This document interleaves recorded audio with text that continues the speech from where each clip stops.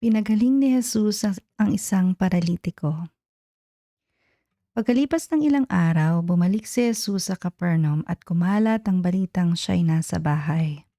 Nagkatipon doon ang napakaraming tao kaya't halos wala nang mapwestuhan kahit sa labas ng pintuan.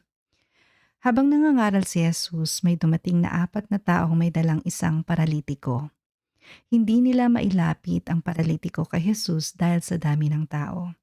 Kaya't binakpak nila ang bubong sa tapat niya at ibinaba ang paralitikong nakaratay sa higaan.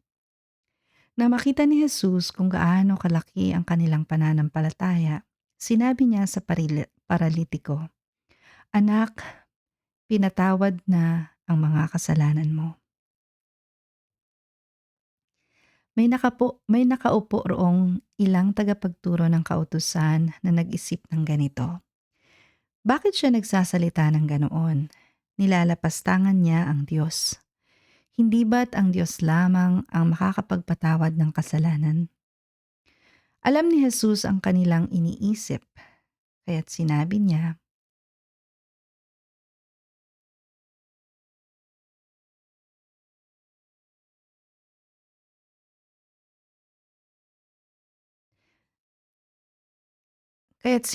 agad, bakit kayo nag-iisip ng ganyan? Alin ba ang mas madali? Ang sabihin sa paralitiko, pinapatawad na ang mga kasalanan mo? O ang sabihing, tumayo ka, bitbitin mo ang iyong higaan at lumakad ka? Ngunit upang malaman ninyo na ang anak ng tao ay may kapangyarihang magpatawad ng mga kasalanan dito sa lupa, sinabi niya sa paralitiko, tumayo ka, buhatin mo ang iyong higaan at umuwi ka na. Tumayo nga ang paralitiko. Kaagad nitong binuhat ang kanyang higaan at umalis habang ang lahat naman ay naroroon ay namangha. Sila ay nagpuri sa Diyos at sinabi nila, kailanmay hindi pa kami nakakita ng ganito. Ang pagtawag kay Levi. Muling pumunta si Jesus sa baybayin ng lawa ng Galilea. Sinundan siya roon ng napakaraming tao at sila'y kanyang tinuruan. Pagkatapos nito, nagpatuloy si Jesus sa kanyang paglalakad at nakita niyang nakaupo sa paningilan ng buwis si Levi na anak ni Alfeo. Sinabi sa kanya ni Jesus, "Sumunod ka sa akin." Tumayo naman si Levi at sumunod nga sa kanya. Nang si Jesus at ang kanyang mga alagad ay kumakain sa bahay ni Levi, kasalo nilang kumakain ang mga maniningil ng buwis at mga makasalanang sumunod sa kanya. Nang makita ito ng ilang tagapagturo ng kautusan na kabilang sa pangkat ng mga Pariseyo, tinanong nila ang kanyang mga alagad, bakit siya kumakain kasama ang mga maniningil ng buwis at mga makasalanan?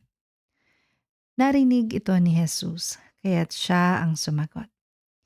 Hindi nangangailangan ng manggagamot ang walang sakit, kundi ang may sakit. Naparito ako upang tawagin ang mga makasalanan, hindi ang mga matuwid. Katanungan tungkol sa pag-aayuno. Minsan, nag-aayuno ang mga alagad ni Juan na tagapagbautismo at ang mga Pariseyo. May lumapit kay Jesus at nagtanong, bakit po hindi nag-aayuno ang inyong mga alagad, samantalang ang mga alagad ni Juan na tagapagbautismo at ang mga Pariseyo ay nag-aayuno? Sumagot si Jesus, dapat bang mag-ayuno ang mga panauhin sa kasalan habang kasama pa nila ang lalaking ikinasal? Hindi. Hanggat kasama nila ito, hindi nila gagawin iyon.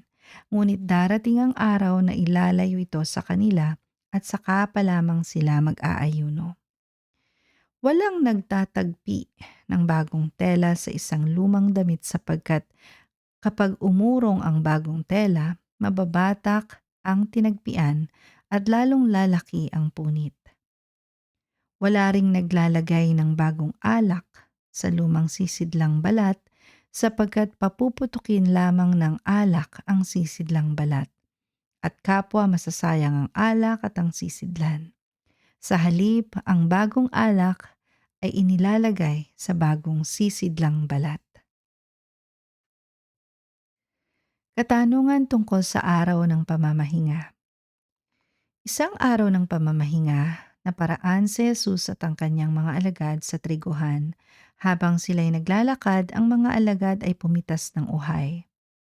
Sinabi ng mga Pariseo kay Jesus, "Tingnan mo ang ginagawa ng iyong mga alagad. Mahigpit iyang ipinagbabawal ng kautusan sa araw ng pamamahinga." Sinagot naman sila ni Jesus, "Hindi pa ba ninyo nababasa ang ginawa ni David noong panahong si Abiatar ang pinakapunong pari? Nang si David at ang kanyang mga kasamay magutom at walang makain, pumasok siya sa bahay ng Diyos at kumain ng tinapay na handog ng Diyos, na handog sa Diyos. Binigyan pa niya ang kanyang mga kasamahan. Ayon sa kautusan ng mga pari lamang ang may karapatang kumain niyon. Sinabi rin ni Jesus, itinakda ang araw ng pamamahinga para sa ikabubuti ng tao. Hindi nilikha ang tao para sa araw ng pamamahinga. Ang anak ng tao ay siyang Panginoon ng araw ng pamamahinga. Ang Diyos ang magpala sa pagbasa ng kanyang mga salita.